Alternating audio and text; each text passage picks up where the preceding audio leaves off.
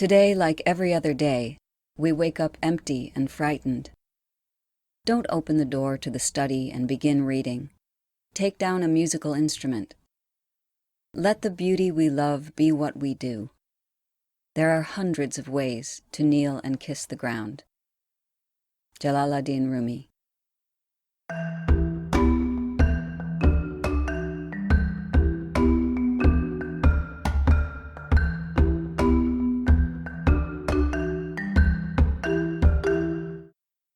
Welcome to Self-Talk. I'm Rachel Astarte.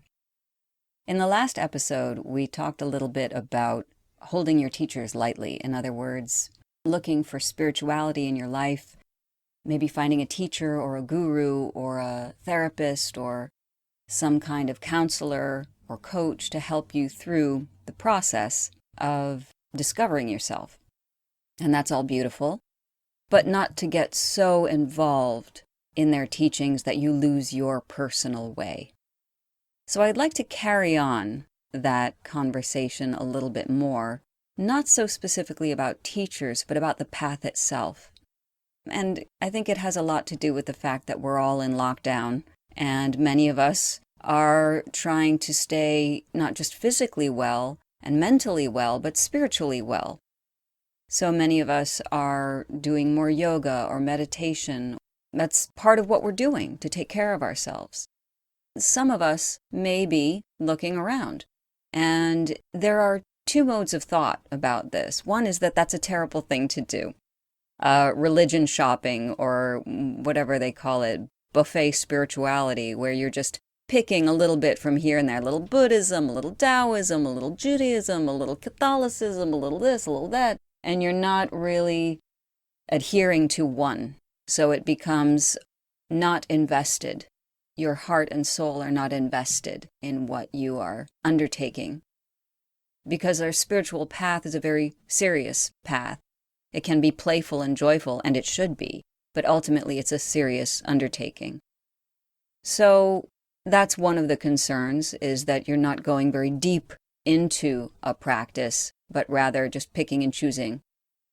The other concern is that you may follow a path for some time, and then it gets tough or boring, and you switch. So that's this idea of sort of hopping from one practice to another. Ken Wilber says in his book, Integral Spirituality, that we should basically just pick a spiritual practice and stick with it. Well, that's a great idea, and sometimes it works and sometimes it doesn't. There is another way to look at this, however. Basically, when we think of ourselves perhaps as spiritual nomads, we realize that the center lies within ourselves. If we are already the divine, if we are already connected, then really there are hundreds of ways to kneel and kiss the ground. So let's think for a moment about what nomads originally did. They moved where the land was fertile. So in this case, you would take a teaching and absorb what you can of it, where you are on your individual path. What does it say to you? How is it guiding you? Go where the land is fertile for you. Now, that may very well be what we should have been doing from the time we were 10 years old. It would be great to live in a world where seeking your own spiritual truth is part of what is expected in society. But a lot of us have to catch up. So do whatever shopping you need to do, but do all of it with awareness and with reverence for these long-standing teachings. This is not to be taken lightly, but what is really important is that you understand that you are at the core. Your spiritual journey, your connectedness to the universe, to spirit, to God, to Godhead, to whatever it is you want to call it, great mystery. This is your personal journey. So go where the land is fertile. Be open. Learn. Go without prejudice. And perhaps you will settle on one particular religion. Perhaps you will settle on one particular spiritual practice that speaks to you. Maybe there will be 2 or 3 that overlap, that work really well for you. But go out and learn. Take what you can. Go where the land is spiritually fertile. Ultimately, as we are figuring out, slowly but surely, it's all the same. Look around.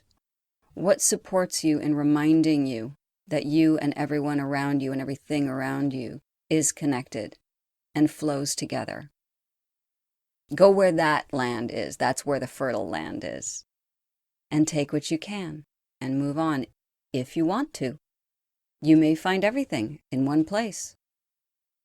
So it is not necessarily a bad thing to experiment, to shop for a practice. All that matters, as Ken Wilber said, is that you stick to it. Find a practice and stick to it. It's going to get hard. You will have resistance.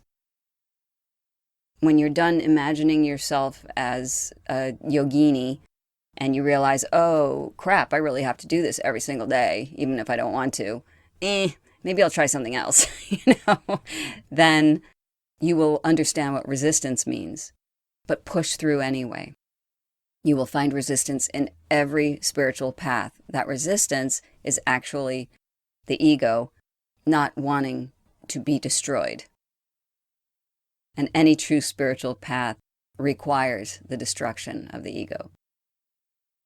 So when you get pushback in whatever spiritual practice you are practicing, celebrate and just keep going.